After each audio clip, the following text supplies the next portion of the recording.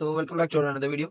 നമുക്ക് നോക്കാം ഇന്ന് എന്താണ് യൂറോ നമുക്ക് മാർക്കറ്റ് ചെയ്യാൻ വേണ്ടി പോകുന്നത്, നമ്മുടെ എക്സ്പെക്ടേഷൻസ് എന്താണെന്നുള്ള കാര്യങ്ങളൊക്കെ നമുക്ക് വാച്ച് ചെയ്ത് നോക്കാം. സോ ഡെയിലി ടൈം ഫ്രെയിമിൽ ആക്ച്വലി എനിക്ക് കാണാൻ വേണ്ടി സാധിക്കുന്ന കാര്യം എന്ന് വെച്ചിട്ടുണ്ടെങ്കിൽ പ്രൈസ് ഒരു ലിക്വിഡിറ്റി എടുത്തിട്ട് നിൽക്കുവാണ് ഇപ്പൊ നിലവിൽ. ഓക്കെ, സോ എന്റെ എക്സ്പെക്ടേഷൻ വെച്ചിട്ട് ഒരു എക്സ്റ്റേണൽ റേഞ്ച് ലിക്വിഡിറ്റി ആണ് IR എടുത്തിട്ടുണ്ട്. സോ ഞാൻ പ്രതീക്ഷിക്കുന്നത് പ്രൈസ് ഇനി ഒരു IR പോകും, ഇന്റേണൽ റേഞ്ച് ലിക്വിഡിറ്റി ആയിട്ടുള്ള ഈ ഡെയിലി ഫീജിലോട്ട് പോകുമെന്നുള്ളതാണ് എന്റെ നിലവിലുള്ള എക്സ്പെക്ടേഷൻ പ്രൈസിൽ.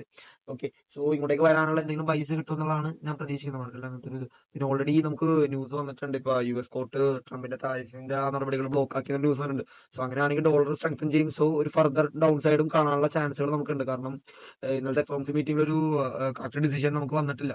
കാരണം ഇൻട്രസ്റ്റ് റേറ്റിന്റെ കാര്യത്തിന്റെ അകത്താണെങ്കിലും അത് കട്ട് ചെയ്യോ ടൈറ്റനിങ് ചെയ്യോ എന്നുള്ള ഒരു കറക്റ്റ് ഒരു ഇത് നമുക്ക് ഇതുവരെ കിട്ടാത്തതുകൊണ്ട് തന്നെ പ്രൈസ് ഒരു എന്താ പറയാ കറക്റ്റ് ഡയറക്ഷൻ കിട്ടാണ്ടിരിക്കുവായിരുന്നു. ഇന്നിപ്പോ ആ ഒരു ന്യൂസ് വന്നിരിക്കുന്നതുകൊണ്ട് തന്നെ ഡോളർ സ്ട്രെങ്തൻ ചെയ്തിട്ടുണ്ട്. So maximum price may be ആ ഒരു ന്യൂസ് കാരണം പ്രൈസ് താഴത്തോട്ട് ഇറങ്ങാനും ചാൻസ് ഉണ്ട്.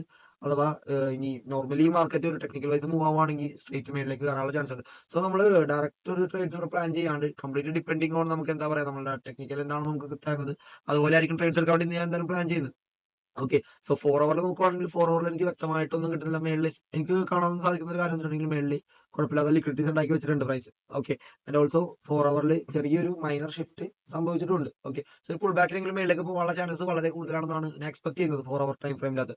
1 അവർ നോക്കുവാണെങ്കിൽ 1 അവറിൽ പ്രത്യേകിച്ചൊന്നും തന്നെ ഞാൻ നോക്കുന്നില്ല 1 അവർ. കാരണം നിങ്ങളിപ്പോ നോക്കിയാൽ ഏഷ്യ നമുക്ക് കാണാം ഭയങ്കര വലിയൊരു മൂവ്മെന്റ് ഏഷ്യയിൽ ഉണ്ടാക്കിയിട്ടുണ്ട് നമുക്ക്. ഓക്കെ, ഓൾമോസ്റ്റ് 70 പിപ്സ് ആണെന്ന് തോന്നുന്നത്. I think 83 pips Asia move ചെയ്തിട്ടുണ്ട് നമുക്ക്. ഓക്കെ, അതുകൊണ്ട് തന്നെ ഇന്ന് ലണ്ടനിൽ വലിയ എൻട്രീസ് ഉണ്ടാവും എന്നുള്ള കാര്യം നമുക്ക് നോക്കേണ്ടതായിട്ടുണ്ട്. ഓക്കെ, സോ ഇനി മെയിൻ ആയിട്ട് ഞാൻ ഇന്ത്യ എൻട്രി നോക്കാൻ വേണ്ടി പോകുന്നത് PO3 എൻട്രീസ് ആയിരിക്കും. ഓക്കെ, ഡിപ്പെൻഡിംഗ് ഓൺ ഏഷ്യയുടെ അകത്ത് എങ്ങോട്ട് മൂവ് ചെയ്യുന്നത്, എങ്ങനത്തെ ആയിരിക്കും സ്ട്രോങ് മൂവ്മെന്റ് വരുന്നത്, ഡിസ്പ്ലേസ്ഡ് ആയിട്ടുള്ള സ്ട്രോങ് മൂവ്മെന്റ് ഏത് സൈഡിലേക്ക് കിട്ടും ഞാൻ നോക്കുന്നത്. 50 മിനിറ്റിലായിരിക്കും അത് ക്ലോസ് അനലൈസ് ചെയ്യാൻ വേണ്ടി പോകുന്നത്.